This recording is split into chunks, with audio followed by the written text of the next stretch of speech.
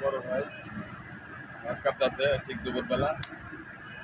গাছগুলো অনেক সুন্দর। আর ওর পাশে আছে ছোটো ছোটো ভাই ব্রাদার আছে, ঘুরতে উড়াইতেছে। একসময় ঘুটি নিয়ে ওরা ব্যস্ত আছে, ওই যে ঘুটি দেখা যায়। একসময় আমরা এরকমই ছিলাম, ঘুটি উড়াইতাম ছোটোর সময়।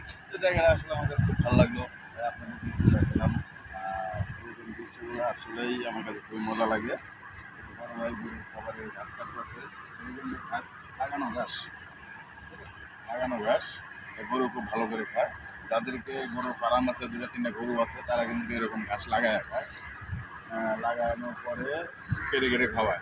একবার লাগাইলে মোটামুটি 1 মাস 2 মাস 3 মাস আর ঘাস লাগানো লাগে না, আবার হয়। এটা কাটছে দেখেন আবার ঘাস বড় হচ্ছে। যাই হোক, আপনারা ভালো থাকবেন, সুস্থ থাকবেন। আসসালামু আলাইকুম।